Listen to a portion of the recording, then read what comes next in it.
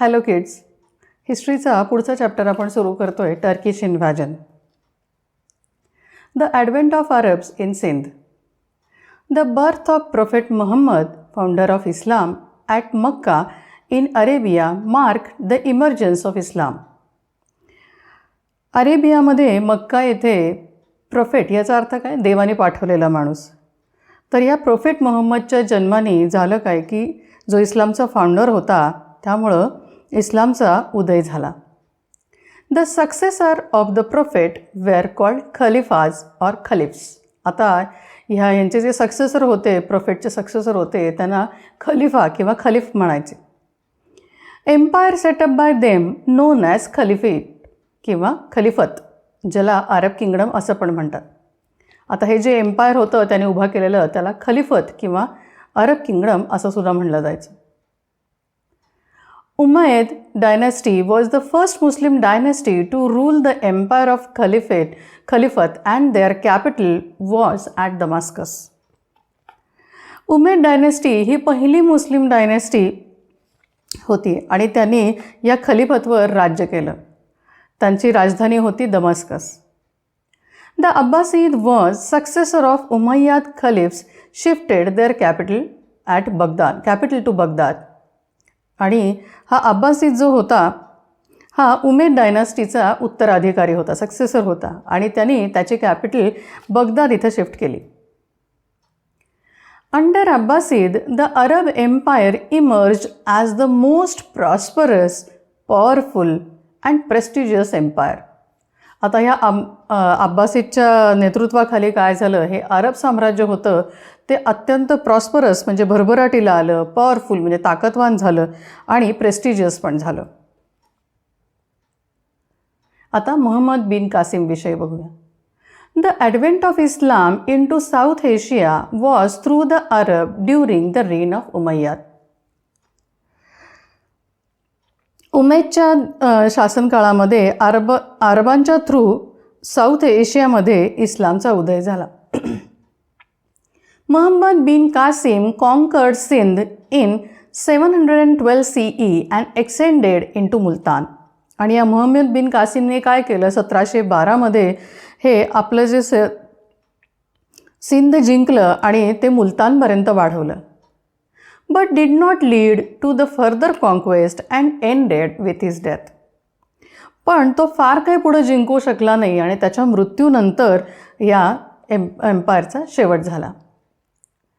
The Arabs could not extend their influence to the other parts of the then India. The chief reason was the resistance offered by Pratiharaz and Rashtrakutas. आता ह्या अरब त्यांच्या प्रभावाखाली त्या काळात भारतात फार काही पुढं करू शकले नाही. त्याचं महत्त्वाचं कारण असं होतं ते म्हणजे प्रतिहाराज आणि राष्ट्रकुटासकडून त्यांना झालेला विरोध. By the end of 9th century, the power of Abbasid caliphate decline. आणि याच कारणामुळे 90 शतकाच्या शेवटी ही अब्बासीद साम्राज्य हे नष्ट झालं. Arab empire split into a series of independent kingdoms ruled by the Turks.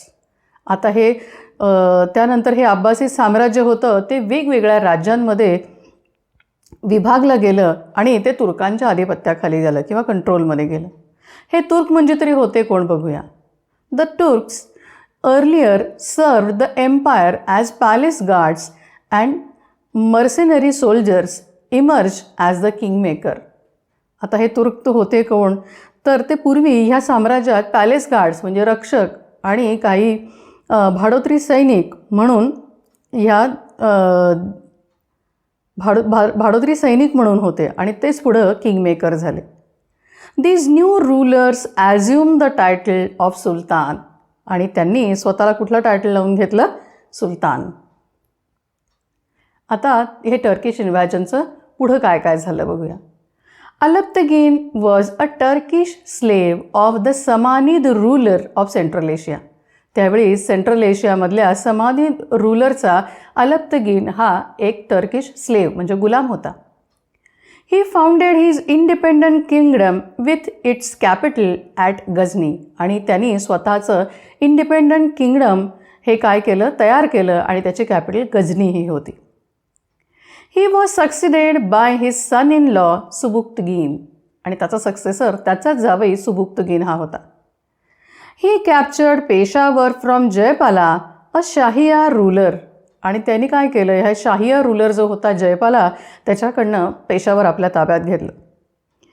In 997 CE, Subuktigin died, and in the next year, his son Mahmud ascended the throne. 997 काय झालं, हा सुबुक्तगीनचा मृत्यू झाला आणि पुढच्या वर्षी त्याचा मुलगा महम्मद हा सिंहासनावर बसला. आता हा महमूद ऑफ गझनी आहे तरी कोण आणि त्याने काय काय कामगिरी केली त्याच्याविषयी बघूया. Mahmud of Ghazni was a powerful and ambitious ruler. हा महमूद ऑफ गझनी जो हा होता, महमूद होता, हा अत्यंत शक्तिशाली होता आणि महत्त्वाकांक्षी पण राजा होता. He was the first Turkish to invade India, आणि तो भारतात येणारा पहिला टर्किश राजा होता. He wanted to expand his kingdom and protect it. त्याला त्याचं हे राज्य होतं ते वाढवायचंही होतं आणि सुरक्षितही ठेवायचं होतं. He need money to build a strong, large and well equipped army. आणि त्याला आता पैसा हवा होता. कशासाठी हवा होता, तर त्याला एक स्ट्रॉंग म्हणजे अशी ताकदवान, लार्ज, मोठीच्या मोठी अँड वेल इक्विप्ड आर्मी बनवायची होती. त्याच्यासाठी पैसा हवा होता. His interest in India was to acquire wealth, as India was noted for its proverbial wealth and the fertility of Punjab plain. आता त्याला काय, तो बऱ्याच गोष्टी भारताविषयी ऐकून होता बरं का. इथं असलेली लौकिक संपत्ती असेल, फर्टाईल पंजाब प्लेन असेल, त्याच्यामुळे त्याला काय होतं, त्याचा भारतात येण्याचा महत्त्वाचा उद्देश काय होता, तर इथली संपत्ती मिळवायची. His campaigns were aimed primarily to seize its treasure and replenish the Ghazni treasure.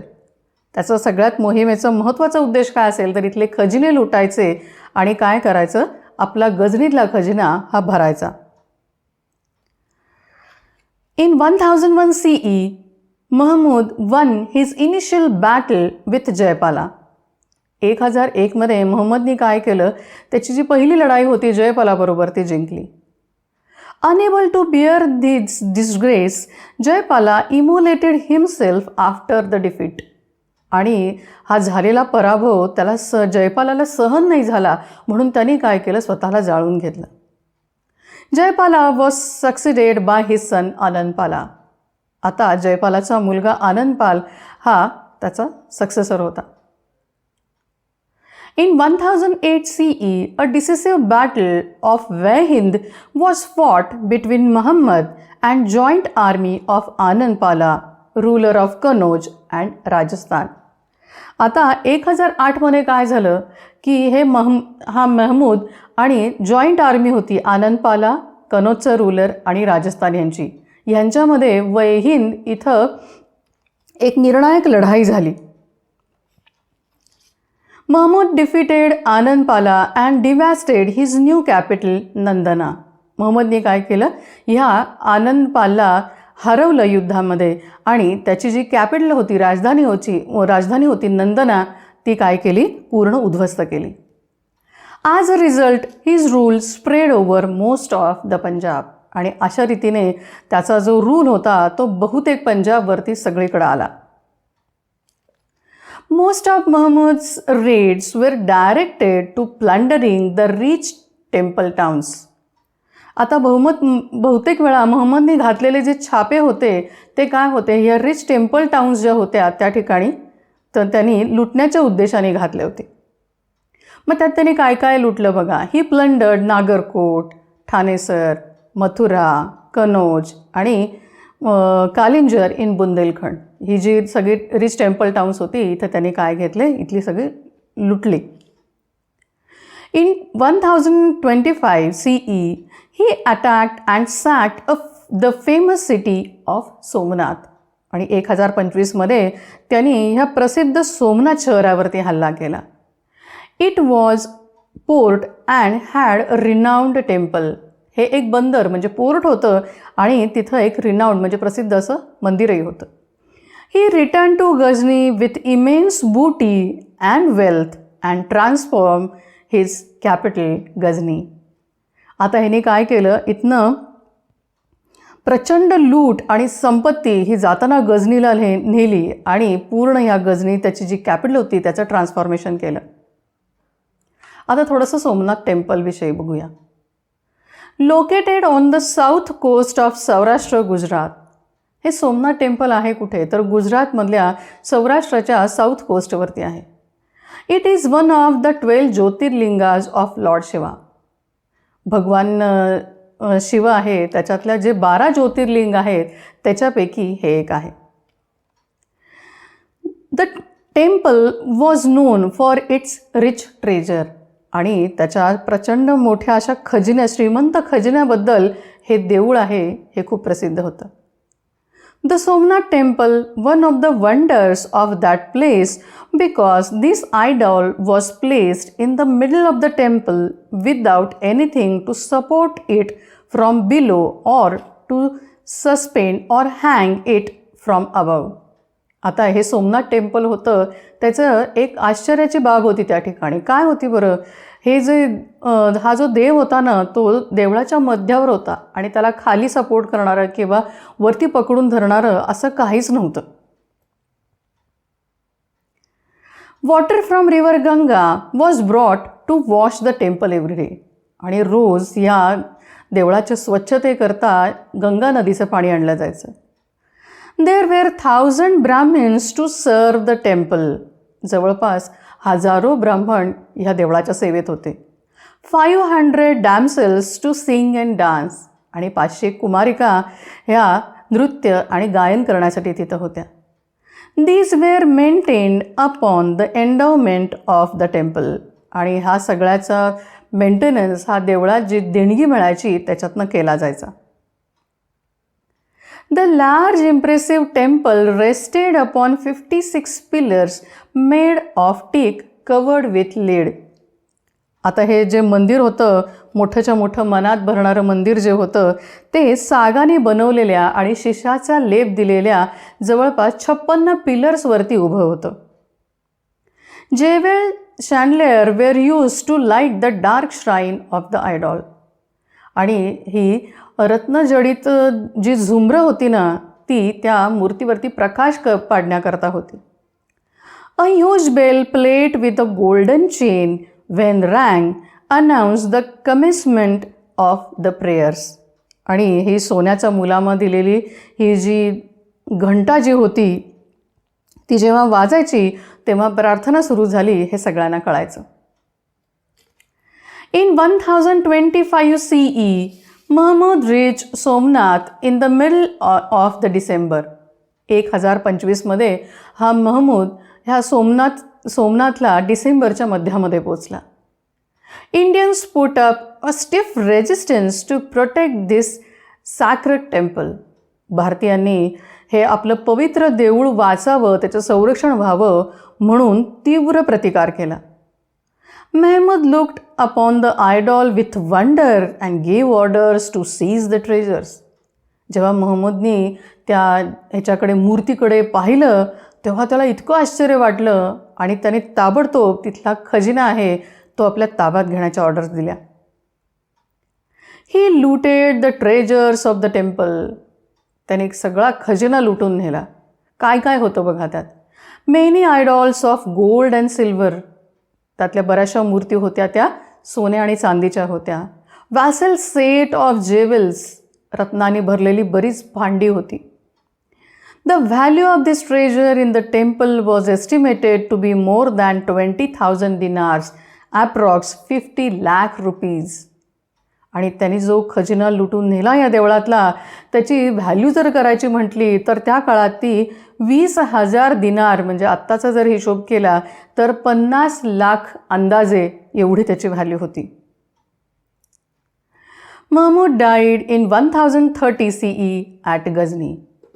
आणि या महमूदचा मृत्यू 1030मध्ये गझनीमध्ये झाला. Masud the son of Mahmud was an efficient and weak ruler. त्याचा जो मुलगा होता मॅसूद तो काय होता, इनसफिशियंट होता आणि वीकही होता. After Mahmud's death, the empire disintegrated rapidly and was restricted to Ghazni and Punjab. त्या महमूदच्या मृत्यूनंतर त्याचं जे एम्पायर होतं ते काय झालं, खूप जलद रीतीने त्याची विभागणी झाली आणि आता ते फक्त गझनी आणि पंजाबपुरतंच मर्यादित राहिलं. The inclusion of Punjab in Ghazni's kingdom paved the way for the further Muslim conquest. आणि आता काय झालं, पंजाबचं या गझनी किंगडममध्ये असलेला समावेश जो झाला त्यामुळं मुस्लिमांचा विजयाचा एक मार्ग इथं आता तयार झालेला होता. Although the Ghazanvis continued to plunder into Gangetic Valley and Rajasthan, they were no longer in a position to pose a serious threat to India. या गझनविदांनी जरी गंगॅटिक व्हॅलीमध्ये आणि राजस्थानमध्ये सतत लूट केलेली असली तरी भारताला ते काही फार गंभीर धोका पोचवू शकले असं काही झालं नाही. By the middle of 12th century, the Ghurids, who were the vassals of Ghazni, became powerful enough to challenge the successor of Sultan Mahmud ruling in Ghazni.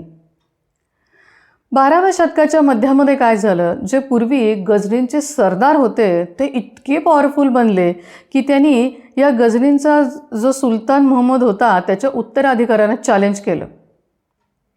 Ghiyasuddin Ghori, the founder, conquered Ghazni and annexed it to Ghor.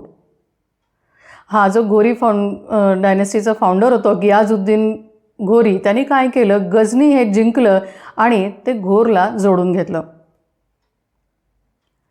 Ghiyasuddin made his brother Shahabuddin Muizzuddin Mohammad bin Sam the in charge of Ghazni while he was ruling at Ghor. ह्या गियाजुद्दीननी काय केलं, त्याचा भाऊ जो होता शहाबुद्दीन महम्मद, ज्यालाच मुइझुद्दीन मोहम्मद बिन साम असं पण म्हटलं जायचं, त्याला काय केलं, या गझनीचा इन्चार्ज बनवलं आणि स्वतः मात्र तो घोरमध्ये राज्य करायला लागला. मियाजुद्दीन पॉप्युलरली नोन ॲज मोहम्मद घोरी, आणि हा जो मियाजुद्दीन होता तोच मोहम्मद घोरी म्हणून प्रख्यात होता. Secured his position at Ghazni and turn towards India. त्यांनी काय केलं, हे जी गझनीमध्ये स्वतःची पोझिशन सिक्युअर केली आणि आता तो भारताकडे वळला. His first invasion was directed against Multan. After this he captured the city and then occupied Uch and Sindh. त्याचा पहिला हल्ला हा डायरेक्ट मुलतानवरती होता, नंतर त्याने उच आणि सिंध सुद्धा आपल्या ताब्यात घेतलं. In 1178 CE, he led an unsuccessful expedition against the king of Anhilwada, capital of Gujarat. He realized it was hard to capture India through Sindh and Multan. 1178 मध्ये काय झालं, गुजरातची राजधानी होती जी अनहिलवाडा, तिथल्या राजांबरोबर त्यांनी एक अपयशी मोहीम केली आणि त्याच्यात त्याला असं लक्षात आलं की भारताला या सिंध आणि मुलतानकडून कॅप्चर करणं तसं अवघड आहे. He felt the need to establish a suitable base in Punjab. आता पंजाबमध्ये एक सुटेबल बेस निर्माण व्हायला पाहिजे याची गरज त्याला भासली. Thus he campaigned against Khusraw Malik, last ruler of Ghaznavid dynasty, to put at the end of Ghaznavid rule and annexed Punjab to his territory. अशा प्रकारे त्यांनी काय केलं, खुसराव मलिक जो होता गझनविद डायनेस्टीचा शेवटचा रूलर, त्याच्यावर काय केलं, त्याच्याबरोबर युद्ध केलं आणि ते ताब्यात घेतलं आणि गझनविद रूल जो होता त्याचा शेवट केला आणि पंजाब टेरिटरी स्वतःच्या प्रांताला जोडून घेतली. आता फर्स्ट बॅटल ऑफ तरेन 1191 CE. Annexing Punjab provided Muhammad Ghori a convenient base to march into Delhi. Punjab त्याच्या ह्याला जोडला गेल्यामुळे महम्मद घोरीला एक दिल्लीकडे मार्च करायला एक कन्व्हिनियंट बेस मिळाला. It was not easy for him as a Chauhans were on a rise in the north India. पण त्याच्यासाठी हे काही फार सोपं नव्हतं, कारण तेव्हा नॉर्थ इंडियामध्ये चौहानांचा उदय झालेला होता. Prithviraj, the Chauhan prince of Ajmer, who ruled a territory between Ajmer and Delhi, was alarmed by a rapid success of Muhammad. आता पृथ्वीराज हा काय होता, अजमेरचा चौहान प्रिन्स होता अजमेरचा, आणि त्याचा रूल कुठे होता, अजमेर आणि दिल्लीवरती होता. पण महम्मदचा हा जो रॅपिड सक्सेस होता त्यामुळं त्याला धोक्याची सूचना मिळाली. The conflict began with the rival claims for Tabarhinda situated in the kingdom of Prithviraj. आणि ह्या भांडणाची सुरुवात कुठनं झाली असेल तर तांबरहिंडा जे पृथ्वीराज चौहानच्या किंगडममध्ये होतं त्याच्यावरती ताबा कुणाचा ह्याच्यावरनं याला सुरुवात झाली. In 1191 CE, the battle was fought at Tarain near Thanesar, in which Prithviraj routed the Ghori forces and wounded Muhammad seriously. यात पृथ्वीराजने घोरी सैन्याचा काय केला, खूप मोठा पराभव झाला.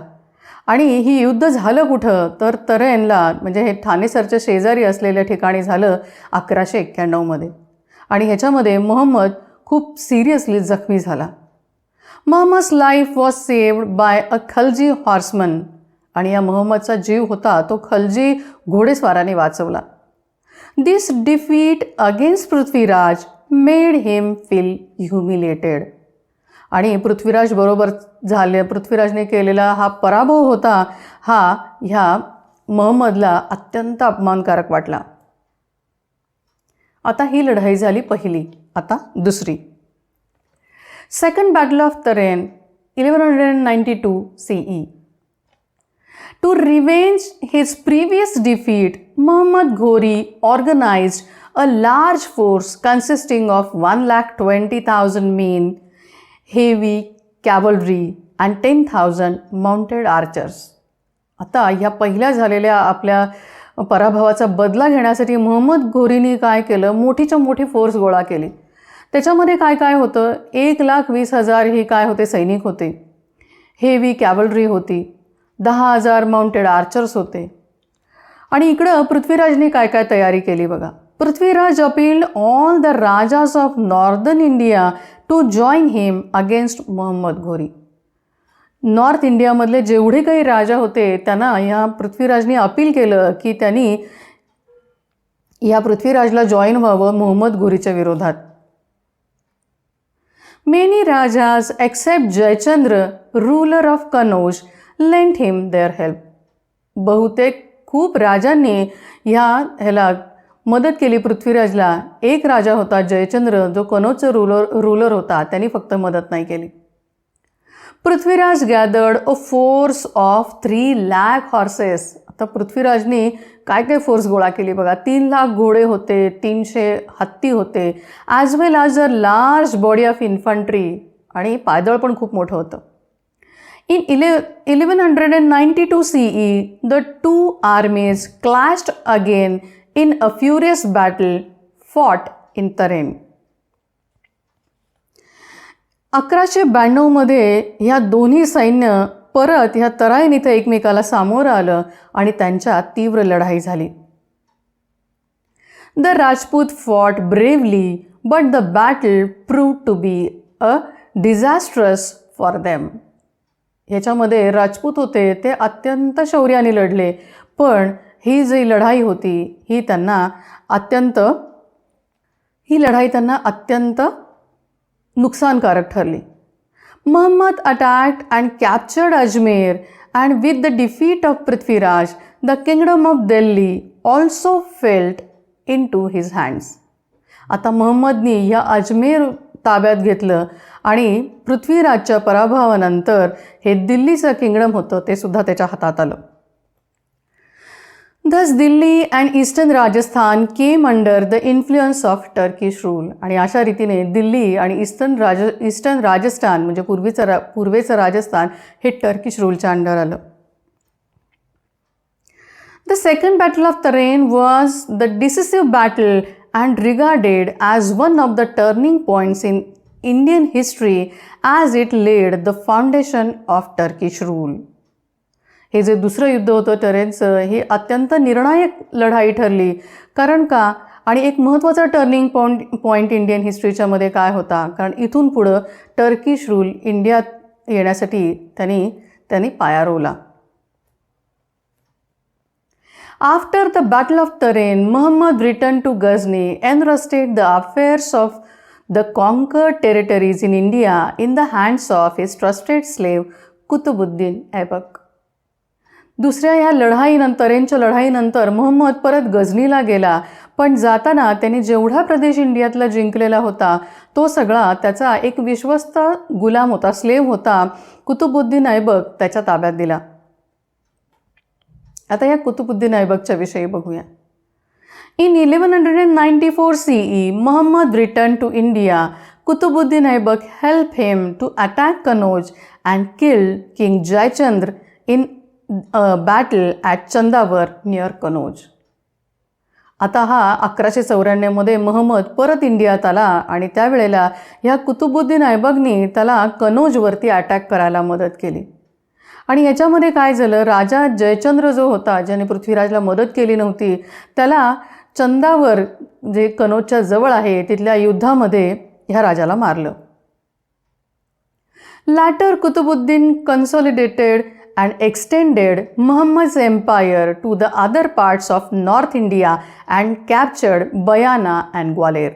नंतर कुतुबुद्दीनने काय केलं, हे सगळं जे काही राज्य होतं ते एकत्र केलं आणि नंतर मुहम्मदचं एम्पायर होतं ते नॉर्थ इंडियामध्ये एक्सटेंड केलं आणि त्याच्यानंतर बयाना आणि ग्वालेर हे सुद्धा आपल्या ताब्यात घेतलं.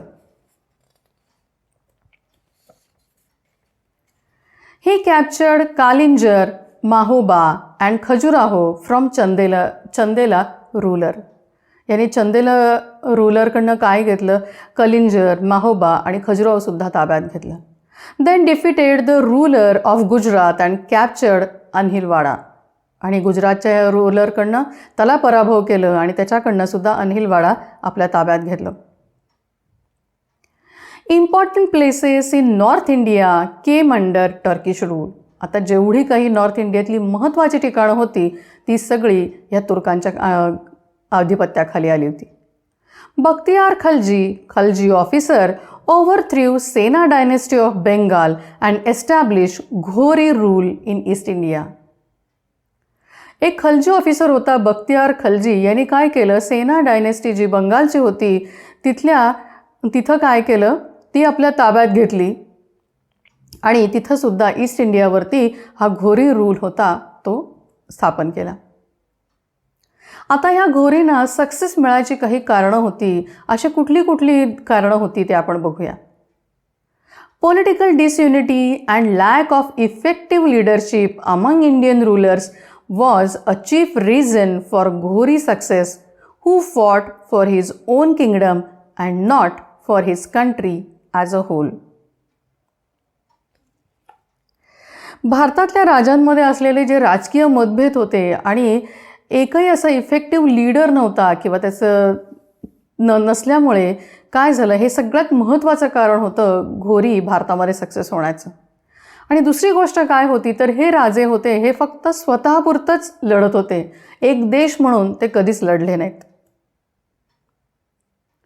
Only Kshatriyas are allowed to fight. It proved harmful for Indian states as it restricted the recruitment of troops. आता पूर्वीची सैन्यात भरती व्हायची ना, त्याच्यात क्षत्रिय लोकांनाच फक्त भरती करून घेतलं जायचं आणि त्यांनाच फक्त लढायला परवानगी होती. आणि हेच कारण होतं की जे इंडियन स्टेटना अतिशय घातक ठरलं. A king had to depend on the feudatory chief for any kind of assistance. आता पूर्वीचे जे राजे होते त्यांना त्यांचे जे सरदार होते त्यांच्यावरती फार अवलंबून राहायला लागायचं. They rarely act in coordination, where as the tribal structure of Turks and the development of Iqta and Khalisa system helped the Turks to maintain large standing army. आणि हे जे राजे ज्या सरदारांवर अवलंबून होते ते अगदी कधीतरीच त्यांना कोऑर्डिनेट करायचे, पण त्याच्याच विरुद्ध घोरींच्या बाबतीत काय झालं तर जे ट्रायबल स्ट्रक्चर होतं टर्क्सचं त्याच्यामध्ये काय झालं, इख्ता आणि खालसा ही जी सिस्टीम होती त्याच्यात डेव्हलपमेंट केल्यामुळे टर्क्सना खूप मोठी लार्ज आर्मी मेंटेन करणं हे शक्य झालं. आता हे इख्ता आणि खलिसा म्हणजे काय बघा. Iqta was a piece of land. Iqta म्हणजे काय, एक असा जमिनीचा तुकडा होता assign to Turkish chief for the purpose of collection of land revenue and taxes due to the state. आता हे पीस ऑफ लँड ह्या टर्किश चीफना कशासाठी दिलं जायचं तर तिथल्या लँडचा रेव्हेन्यू आणि टॅक्स गोळा करण्यासाठी. The system when the sultan collected revenue directly from land was known as khalisa. आणि ज्या लँडवरनं डायरेक्टली हा सुलतान हे रेव्हेन्यू कलेक्ट करायचा त्याला काय म्हणलं जातं, खलिसा. आणि हे दोन्ही या घोरींच्या ताब्यात असल्यामुळे त्यांना लार्ज आर्मी मेंटेन करणं खूप सोयीचं झालं. The Rajput rulers were in no way inferior to the Turks. हे रजपूत राजे ह्या टर्किश लोकांपेक्षा काही कमी नव्हते बरं का. They did not put up a strong resistance and defeat the Turks number of times but they lack the strategic vision. त्यांनी कधी खूप जोराचा विरोधही केला नाही आणि ह्या टर्क्सना इतक्या वेळा पराभूत केलं, पण त्यांच्याकडे एक गोष्टीचा अभाव होता, ते म्हणजे strategic vision. Only Kabul and Lahore was lost to Turks. त्यावेळी टर्किश लोकांच्या ताब्यात फक्त काबूल आणि लाहोर होतं. No concrete efforts was made to recover them. परंतु ते परत आपल्या ताब्यात घेण्यासाठी या लोकांनी काहीच प्रयत्न केला नाही. They rarely paid attention to the developments outside India, especially Central India. आपल्या भारताच्या बाहेर खास करून सेंट्रल एशियामध्ये काय काय डेव्हलपमेंट्स होत आहेत याच्याकडे ह्या लोकांनी कधी लक्षच दिलं नाही. And restricted themselves with in the Indian periphery. आणि स्वतःला ह्या भारतातले जे काही आजूबाजूचा प्रदेश होता तिथंच फक्त लिमिटेड ठेवलं. Muhammad's 17 expeditions made him conqueror a number of places in India. आता मोहम्मदला काय झालं, 17 त्यांनी मोहिमा केल्या भारतावरती आणि तो विजेता बनला. त्याच्यामध्ये त्याने भारतातल्या बरेच ठिकाणं आपल्या ताब्यात घेतली. He didn't establish his rule over any of his conquered territories except Punjab. त्यांनी जो मिळवलेला प्रदेश होता तिथं त्यांनी स्वतः कधीच रूल केला नाही, एक पंजाब सोडलं तर. He was an eminent patron of art and literature. आणि तो कला आणि साहित्याचा एक खूप चांगला प्रख्यात आश्रयदाता पण होता. He establish a permanent kingdom by taking advantage of the prevailing political conditions of India. त्याने काय केलं, भारतातली जी राजकीय परिस्थिती बदलत होती त्याचा फायदा घेतला आणि स्वतःचं कायमस्वरूपी एक किंगडम इथं भारतात स्थापन केलं. Here the Turkish rule established in India. आणि अशा रीतीने हा टर्किश रूल आहे हा इंडियात एस्टॅब्लिश झाला. इथं आपला हा टर्किश इन्व्हाजन हा चॅप्टर संपतो. ह्याच्यातली स्टोरीसारखं मी ओळीनी काही गोष्टी घेतलेल्या आहेत त्यामुळे त्या समजायला खूप सोप्या जातील. यातनं काही गोष्टी कळल्या नाहीत तर परत हा व्हिडिओ बघा. आणि याच्यानंतर PPT, त्याच्यानंतर क्विज आणि वर्कशीट हे आपल्या ॲप आणि वेब पोर्टलवरती तुम्हाला आहेच. त्यातूनही काही शंका राहिली तर आपण डाऊट क्लिअरिंग सेशनमध्ये बोलूया. So here ends the chapter the Turkish invasion. Thank you.